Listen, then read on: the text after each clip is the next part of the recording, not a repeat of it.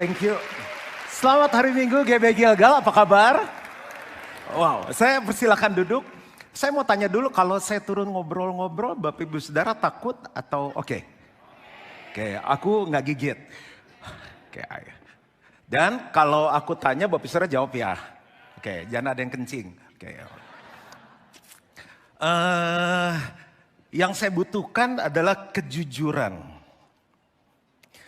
Jadi, nanya dulu nih, berapa banyak yang hadir hari ini dalam hidup pengen sukses? Angkat tangan.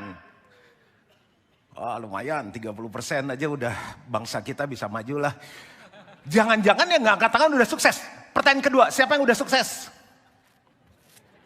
Wah, ini sih low profile, high profit semua nih. Yang kadang sukses, kadang gagal.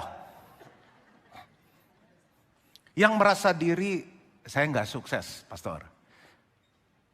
Wah, macam apa ini? Tadi kita udah sepakat kita mau ngobrol. Oke, kalau gitu kita daripada kita nggak bisa jujur sama diri sendiri, kita ngomongin orang gimana? Biasanya saya kan jarang, nggak boleh gosip, nggak boleh. Sekarang kita ngomongin orang. Semua row akan kebagian kecuali yang di atas sama di online. Oke, menurut Bapak Ibu, siapa orang sukses? Sebutkan satu orang sukses. Angkat tangan, punya prinsip. Siapa yang mau coba? Elah, kamu boleh sekolah pendeta deh, udah bagus sekali deh, udah. Selain Yesus lah. Di dunia ini, oke, saya kurang lengkap, jawaban kamu benar. Elon Musk, oke. Kayaknya saya perlu mic deh, boleh pinjam mic nggak? Nah, ini ada Elon Musk ya. Enak nggak ya sama Elon ya? Ya udahlah, udah tanggung. Kan dia juga seneng denger ya kan orang sukses. Kamu pegang. Kenapa menurut kamu dia sukses? Orang terkaya di dunia sekarang. Kamu udah sukses belum? Belum. Kalau gitu, kamu pengen sukses seperti siapa? Seperti Elon Musk. Oke. Boleh nggak saya simpulkan bahwa kamu mendefinisikan sukses adalah kaya? Ya. Tepuk tangan dulu untuk teman kita luar biasa. Oke. Yang sebelah sini. Ada yang mau coba? Oke. Waduh, kalau Pak D nggak enak juga nih udah bawa nama Jokowi, nggak apa-apa lah. Kita kan anak terang ya nggak? Oke, Pak Jokowi, mengapa menurut kamu Pak Jokowi sukses? Selama mungkin 7 tahun jadi presiden, kita bisa kelihatan hasilnya. Indonesia menjadi negara yang luar biasa. Jadi kamu pilih siapa? Oh nggak usah dijawab. Oke, berarti kamu udah sukses belum? Saya belum. Menuju. Tadi belum, istrinya bilang menuju, ganti menuju. Ya, Kamu satu namanya hati. siapa? Yusuf. Semuanya bilang, hai Yusuf. Istrinya pasti Maria. Oke. Menuju sukses. Patokan kamu sukses siapa sih? Your model of success. Gak usah dipaksa, kalau nggak ada, kalau mau ngomong saya pun saya nggak keberatan. Siapa, kan ya aku pengen misalnya kayak aku body goalnya secara lingkar pinggang, aku pengen kayak Pastor Hendy. Jelaskan. Lingkar pinggang aja, kalau kamu siapa patokan sukses? Pastor Juan salah satunya. Ntar kapan kamu ada waktu kosong? Mungkin kalau saya boleh mendefinisikan sedikit, bisa bermanfaat buat orang lain. Seperti Pak Jokowi, seperti Pastor Juan. Wih, terharu loh aku. Oke, udah deh cukup. Jadi kita udah dengar berbagai macam masukan pandangan tentang sukses. Dan 1 bulan ini kita mau bahas tentang sukses. Saya menemukan waktu saya belajar tentang sukses, ternyata sukses itu menyeluruh. Sukses itu nggak bisa dipilah-pilah. Kalau saya coba gambarkan, semoga jelas misalnya di area rohani, lalu di area jasmani, lalu di daerah misalnya keuangan. Sorry, gara-gara ngomongin politik jadi daerah, di area maksudnya.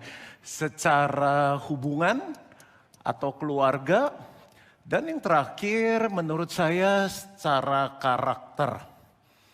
Oke, tadi kita sudah ditolong bahwa sukses itu katanya kaya. Kan itu pandangannya Pepi, jangan ada yang bisa protes. Pertanyaan saya, seberapa kaya? Seandainya sampai di usia Elon Musk, kekayaannya Pepi belum sama seperti Elon Musk atau baru 1/10-nya? Udah sukses. Berarti kurang teguh prinsipnya. Tadi kamu bilang kan sukses adalah Elon Musk. Bagi saya sukses adalah berat badan saya ideal dengan massa otot yang baik, BMI bla bla bla begitu. Jadi kaya. Bapak Ibu Saudara setuju nggak kalau orang kaya itu orang sukses?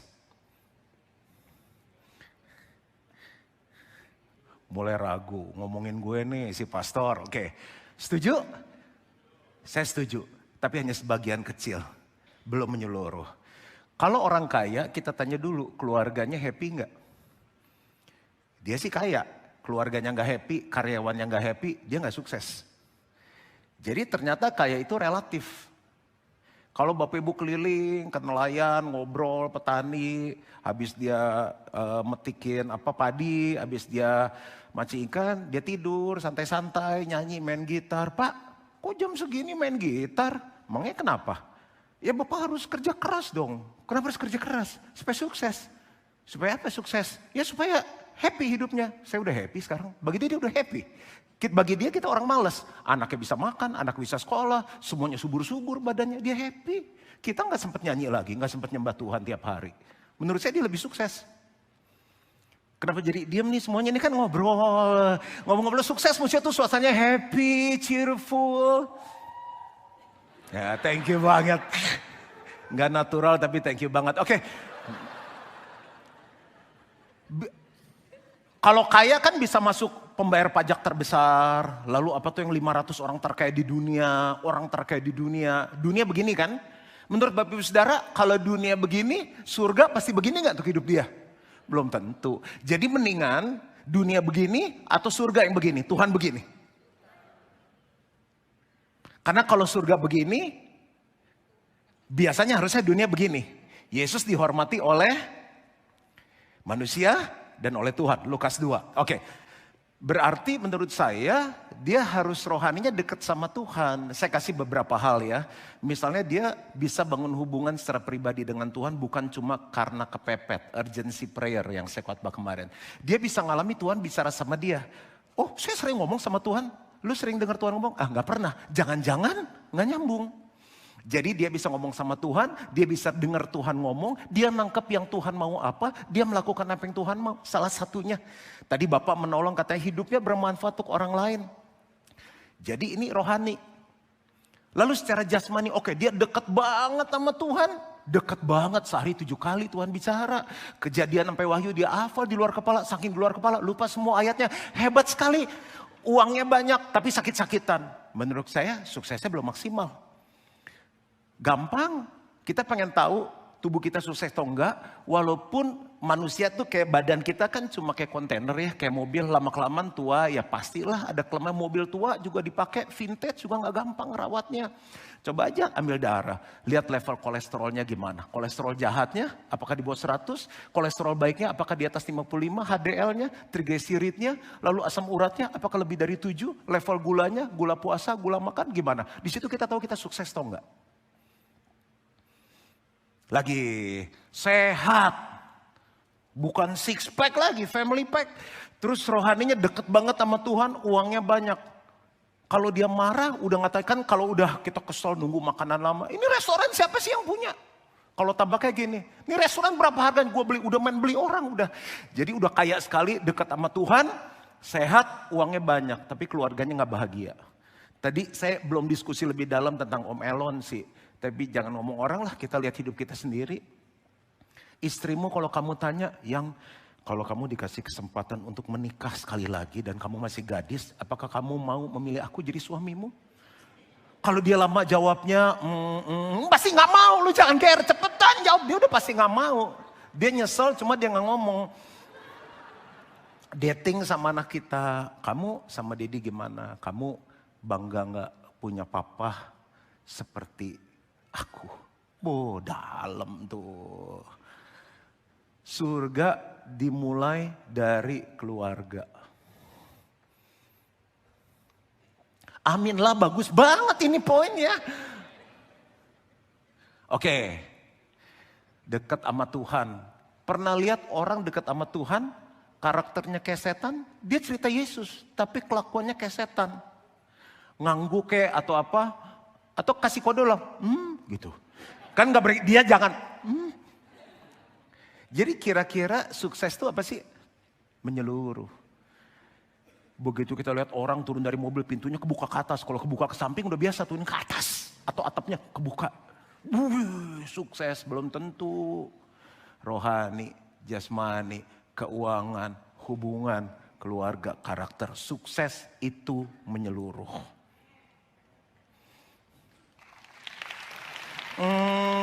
Dunia kasih gambaran sukses tuh dengan posisi dan jabatan yang diduduki. Dengan kekayaan dan aset yang dimiliki. Dia di Kebayoran aja 80 lu rumahnya. Ketenaran nama yang dicapai. Centang biru, centang merah. Ketenaran nama yang dicapai. Tanyalah Pasar Pik, John Mogi lumayan terkenal. Makannya banyak. Oke, prestasi yang diraih, medali emas. Pelari tercepat. Jumlah followers yang dijangkau, followernya 10 juta lu. Kalau Tuhan gak follow hidup dia, percuma sih. Judul saya adalah Living in God's Success. Hidup dalam suksesnya Tuhan, bukan suksesnya dunia. Kalau kita hidup ngikutin suksesnya Tuhan, ada salah langkah, salah jalan, ada Tuhan yang bersama kita. Karena dia yang punya konsep dan dia tanggung jawab. Tapi kalau kita hidup menurut suksesnya orang lain, kita susah pun dia belum tahu datang, belum tentu dia tahu kita susah. Tapi ada seorang lagunya pas banget. Yesus sahabatku, kaulah. Oh, cuma taunya anugerah mempesona nih, Yesus. Ya udah percaya. Jadi yang pertama sukses itu menyeluruh, yang kedua sukses itu perjalanan. Jangan pernah menghakimi begitu orang gagal. Gagal, enggak. Orang tuh kalau nggak pernah sakit, nggak pernah tahu rasanya sehat. Nggak pernah tahu Tuhan menyembuhkan kayak gimana. Orang itu jadi sombong. Orang itu kalau nggak pernah rasa nggak punya duit, terus punya duit bilang, sakit. Dia nggak pernah ngalami bahwa Tuhan yang memberkati. Jadi jangan pernah menghakimi kalau lihat orang lu lagi sakit. Parah, tuh nomor 3 tuh khotbah Pastor Juan, tuh parah lu sakit, lu nggak sukses, lu enggak. Emang lu nggak bisa sakit? Dengan awan kita yang sekarang indah di Jakarta ini, setiap kita bisa potensi sakit. Sukses itu perjalanan. Jangan suka lihat orang tuh dari atas ke bawah terus gini. Itu jangan. Jangan. Bisa-bisa besok, kan tinggal tunggu tanggal main, kita diangkat sama Tuhan. Saya kasih satu rahasia, boleh nggak? Siapa di sini orang benar?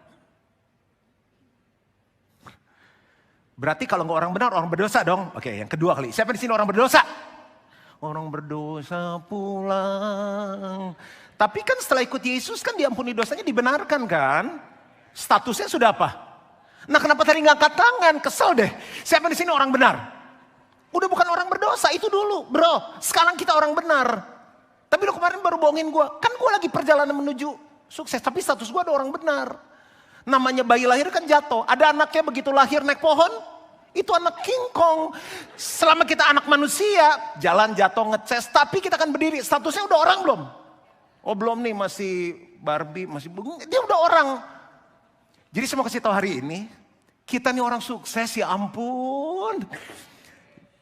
Bilang sama-sama saya orang sukses. Lihat sebelahnya, gue orang sukses. Cuma kita lagi perjalanan. Manusia tuh menilai menurut ukuran manusia. Tapi Tuhan punya ukurannya sendiri. Belum tentu gereja yang jemaatnya 100 orang. Yang belum punya gedung. John Mogi lebih sukses dari dia. Belum tentu. Tuhan yang bisa nentukan. Bisa, udah lebih tenang belum? Coba ambil nafas semuanya. Dari tahun lalu gitu khotbah gini yang ketiga. Sukses itu ada konsepnya. Jangan suka buat konsep sendiri. Tanpa mengurangi rasa hormat sama bapak-bapak yang sudah menjawab, kan kita ngobrol. Tapi saya juga dulu begitu. Sekarang hiduplah, kejarlah sukses dengan konsepnya Tuhan. Ini yang saya mau khotbah. Tadi pembukaan. Yuk kita lihat sukses menurut Tuhan itu seperti apa sih. Yang pertama adalah sukses. Sukses itu adalah melakukan kehendak dan tujuan Tuhan. Sukses adalah melakukan kehendak dan tujuannya Tuhan. Matius 6 ayat 9 sampai 10. Saya rasa ini kita doakan setiap hari, doa Bapa kami. Yuk baca sama-sama dengan suara yang semangat, antusias, keras. 2, 3. Karena itu berdoalah demikian. Bapa kami yang di surga, dikuduskanlah namamu, datanglah kerajaanmu, jadilah kehendakmu di bumi seperti di surga. Itu sukses. Saat kita bisa melakukan kehendak Tuhan yang di surga terjadi di bumi ini, itu sukses. Kita setiap hari doa Bapa kami, tapi yang kita lakukan setiap hari kehendaknya siapa? Ayo jujur. Kehendak kita. Bangun pagi makan mie, kehendak kita. Mandi, kehendak kita. Tidur lagi, orang udah kaya, siap bangun tidur dapat itu dividen bunga, kehendak kita. Fitness, kehendak kita. Kantor, kehendak kita. Kapan kehendak Tuhan ya? Matius 7 ayat 21. Setiap kita kan ketemu Tuhan kan. Pastor Johan bisa lolos gak? Ada kenalan orang dalam lewat pintu belakang? Gak bisa, setiap kita. Baca deh sama-sama. 2, 3. Bukan setiap orang yang berseru kepadaku, Tuhan, Tuhan, akan masuk ke dalam kerajaan surga. Melainkan dia yang melakukan kehendak Bapakku yang di surga. Bukan yang mobilnya pintunya kebuka ke atas. Bukan yang rumahnya 10.000 meter, ada kolam bebek. Bukan yang followernya 10 juta, 200 juta. Tapi setiap orang melakukan kehendak Bapakku yang di surga. Kenapa baru kasih tahu sekarang? Gak ada yang terlambat. Kita adalah orang sukses dan sukses bisa dimulai hari ini. Kehendak Tuhan tuh apa? Semuanya tertulis di dalam Alkitab. Kenapa selama ini kita gak tahu? Karena kita gak baca Alkitab. Kita baca Alkitab untuk memuaskan kehendak kita. Kasih contoh aja 2 ya. Ya. 2 Petrus 3 ayat 9. Tuhan tidak lalai menepati janjinya. Sekalipun ada orang yang menganggapnya sebagai kelalaian. Tetapi ia sabar terhadap kamu. Nah ayat B kita baca sama-sama. 2, 3. Karena ia menghendaki supaya jangan ada yang binasa. Melainkan supaya semua orang berbalik dan bertobat. Sukses ada melakukan kehendak Tuhan. Salah satu contoh, ia menghendaki supaya tidak ada satu pun yang binasa. Orang ada 100 domba, 1 domba hilang, dia tinggalin 99, dia cari yang 1 sampai ketemu, sampai dia gendong kok. Bapak Ibu saudara yang hadir, yang ikut di online, mau politician kek, mau businessman, mau pendeta sekalipun. Khotbah loh Pak. Saya belum ngomong orang udah dilawat Tuhan, terserah. Tapi kamu melakukan kehendak Tuhan gak? Dari khotbahmu ada orang yang terima Yesus gak? Berapa tahun kita ikut Kristen? Berapa lama? Berapa banyak orang yang ikut Tuhan karena kita jadi Kristen? Kalau kita kurus, punya pola diet, dan banyak orang ikut pola diet kita, bagus. Tapi belum kehendak Tuhan. Sis, pakai lipstiknya apa sih? Merahnya tuh bisa antara jambu ke semek. Merahnya tuh... Dan semua pakai lipstik kita. Kan itu influencer. Tapi berapa banyak orang lihat kita kerja, lihat kita ngomong, lihat kita perlakukan istri, lihat kita perlakukan anak. Dia bilang gini, gue pengen kayak lu bro. Itu kehendak Tuhan. Itu baru sukses. Jadi gimana nih kita pulang ya bertobat lah. Kan kita udah orang sukses. Kita orang sukses. Jadi besok ke kantor nih. Mau karyawan, mau presidir, mau supervisor, mau komisaris. Gimana supaya saya masuk kantor, orang lihat Yesus dalam hidup kita. Simple. Ulang tahun, bawa makanan kek. Kita bos tapi panggil, si pelit masuk, si pelit datang. Jangan, traktir. Biarlah orang melihat perbuatanmu yang baik dan memuliakan Bapamu yang di surga. Beliin kado, kasih kartu, happy birthday, God bless you. Wah. Amin nih, bagus banget poinnya nih. Ini dalam loh. Ada nggak orang ikut Tuhan karena kita itu sukses? Kan begitu di peti mati, semua yang ngomongin kita sukses, selesai ngomong. Orang udah mati gimana ajak ngomongnya? Ketemu Tuhan. Orang firman Tuhan bilang dia ngusir setan, dia bernubuat. Tuhan bilang, enyahlah kamu hai sekalian pembuat kejahatan. Karena aku tidak mengenal kamu. Lagi ya, contoh kehendak Tuhan ya. Yohanes 4 ayat 23. Tetapi saatnya akan datang dan sudah tiba kapan? Sekarang. Bahwa penyembah-penyembah benar. Kalau benar ada yang gak benar dong. Kalau benar kan asli, ada yang gak asli dong. Bahwa penyembah-penyembah benar akan menyembah Bapa dalam roh dan kebenaran. Artinya apa sih? Hanya orang yang udah lahir baru. Kita akan ada new life nanti bulan September. Ikut deh. Di momen itu 36 tahun yang lalu. Saya rohnya hidup. Mulai saat itu saya menjadi penyembah yang benar sampai sekarang. Yang menyembah dalam roh dan kebenaran. Jangan kagum dengan orang, tadi saya dengar dari belakang, sebutkan lagu favorit kamu. Tadi saya pengen nguping cuma gak enak. Apakah anugerah mempesonamu masih lagu favorit?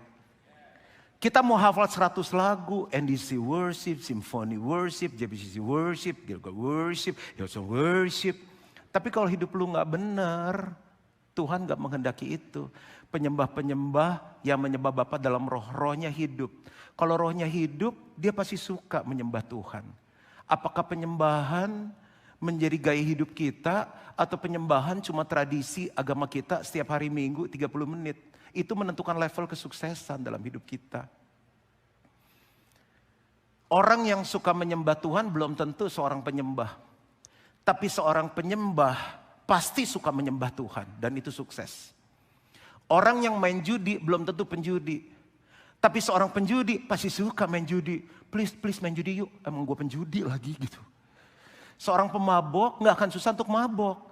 Tapi orang yang sekali mabok belum tentu dia seorang pemabok. Mungkin hari itu lagi after party, dicekokin temennya, mabok. Tapi dia bukan pemabok. Berapa banyak yang ada di sini adalah penyembah yang benar. Itu sukses.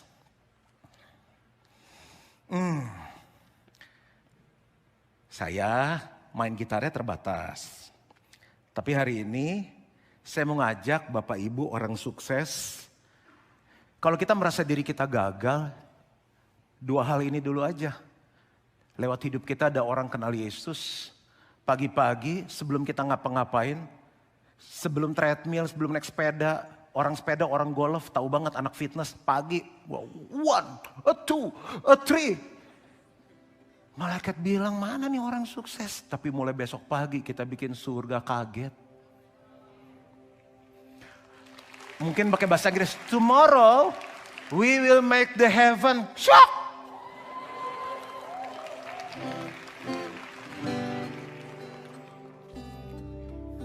Pagi-pagi ini besok bangun ya. Mulai sukses kita dengan ini.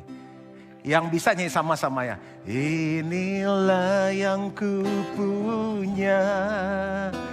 Hati sebagai hamba. Yang mau taat dan setia padamu Bapa.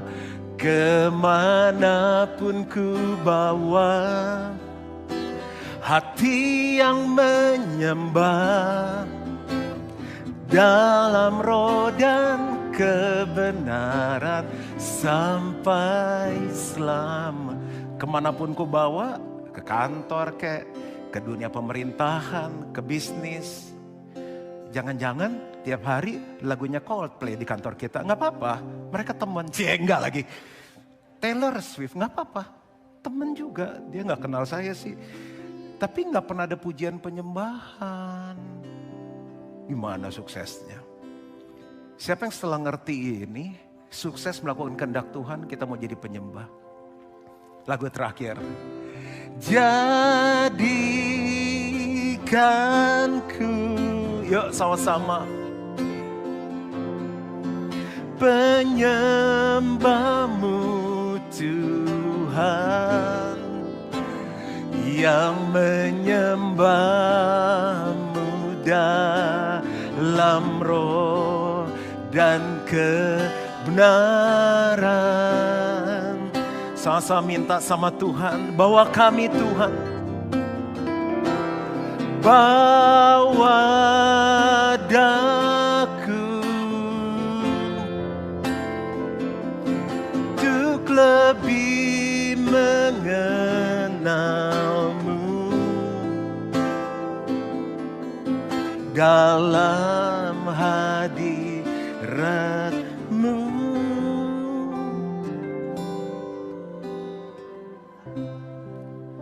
saya bangun pagi, saya keluarin gitar saya ke ruang tamu sendirian.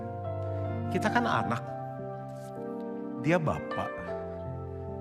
Kita datang ke Tuhan pamer, ini Tuhan nih pialanya loh Tuhan. Tuhan nih untung nih setahun nih. Sayang ya, kamu gagal paham. Setiap pagi yang aku cari, adakah penyembah yang benar? Aku yang punya langit bumi beserta segala isinya, lu kaya berapa triliun sih? Tapi waktu kamu duduk, kamu menyembah Tuhan. Bagi aku, itu sukses. Hari Minggu kita bilang, Tuhan, ini tetanggaku nih. Ini mertuaku, dulu kita musuh, ciong. Oh sebelahku nih sekarang. Tuhan bilang, paham dia sekarang gitu. Ini sukses yang pertama.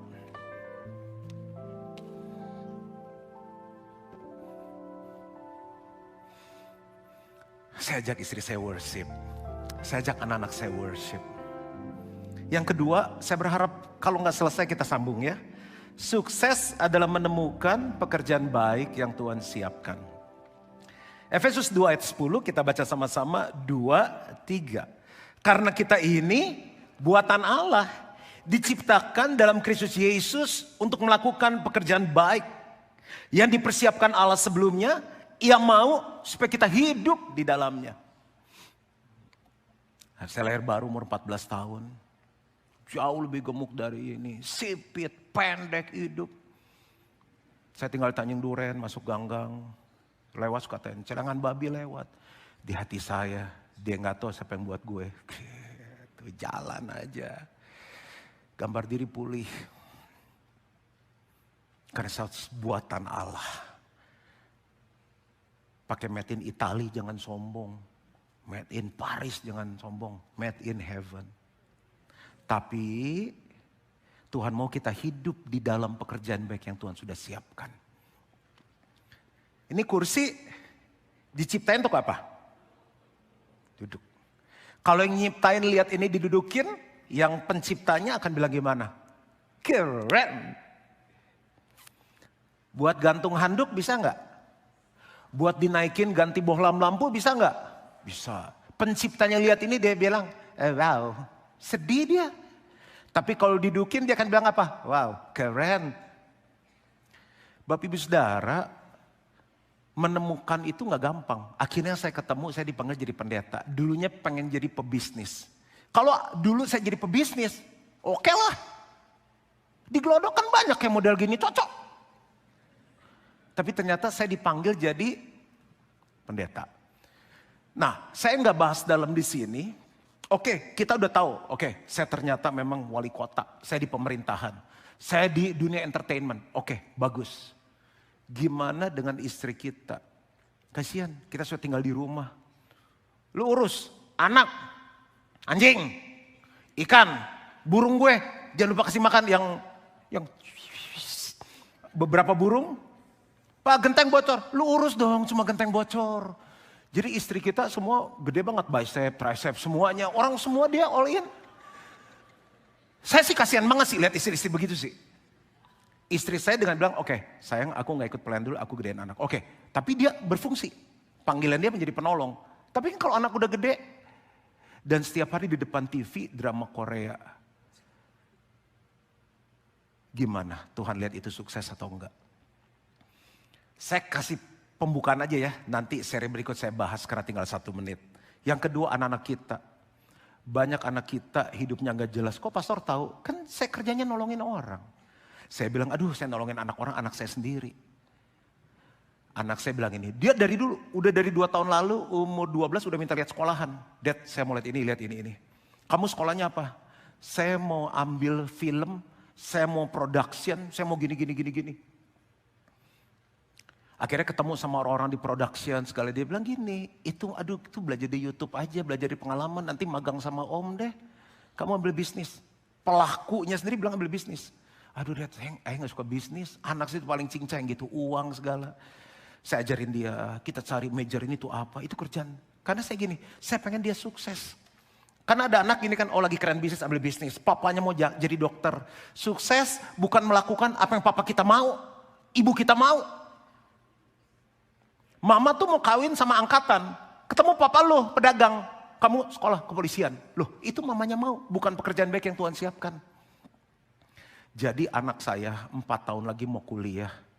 Mulai kuliah udah salah. Waduh, jadi itu beban. Makanya saya usul yang teens, yang youth, yang uni diantar tuh hari Sabtu. Itu ada kelasnya, ada workshopnya. Karena kita gak pengen banyak orang gak sukses. Dia punya uang tapi hidupnya gak berarti dan gak berguna. Tuhan bilang, bulan gue ciptain lu bangku, kenapa lu jadi meja? Ya gak apa-apa juga sih. Kan kalau makan gak ada meja gak bisa. Belum lagi ngomong kalau udah tua. Makanya saya bilang gini, waktunya saya akan gabung di senior fellowship. Sampai Tuhan panggil saya mau mulai di senior fellowship. Akan ada revival di senior fellowship. Wuhu, keren. Sampai tua tidak menemukan Tuhan curang dalam hidup. Menjadi gemuk dan segar. Apa mulai dari sekarang aja ya? Bener, ada banyak, apalagi kawasan Pantai Indah Kapuk, banyak orang tua di sangkar emas. Sedangkan Tuhan kasih mereka umur panjang. Aduh gak bisa ngomong panjang sih, tapi sukses menemukan pekerjaan baik yang Tuhan siapkan. Tapi saya udah pensiun, jadi ngapain om? Ntar ke Paris, ntar ke Bali, ntar naik gunung. Gak apa-apa sih jalan-jalan. Kalau setelah pensiun masih 30 tahun lagi Tuhan kasih hidup, mau naik gunung terus om sampai 90 tahun kan enggak. Nah ini nih gereja harus tolong. Itu yang menjadi pemikiran saya salah satu waktu saya sabatikal kemarin.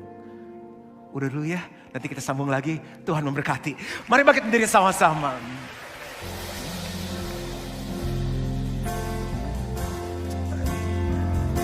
Sukses itu menyeluruh. Jangan cuma uang terus, enggak. Yang kedua sukses itu perjalanan. Kebenarannya apapun keadaan kita tuh orang sukses. Karena kita anak dari Bapa yang sukses. Cuma kita harus menempuh perjalanan itu. Gagal adalah salah satu kurikulum dari sekolah sukses.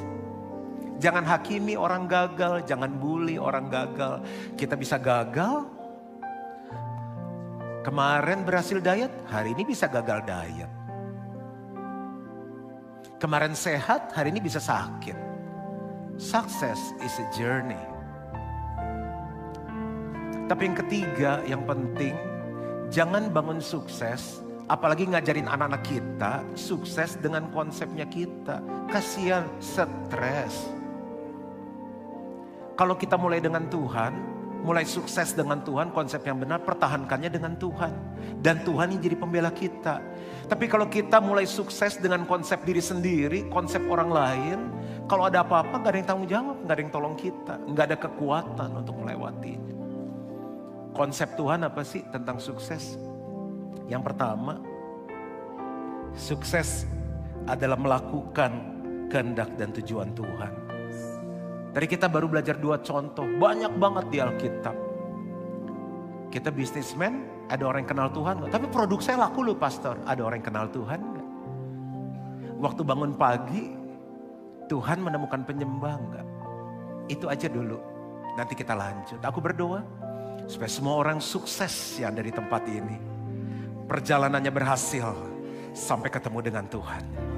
Aku minta ini di dalam nama Yesus. Dan semua orang sukses katakan, amin, amin. Salam sukses.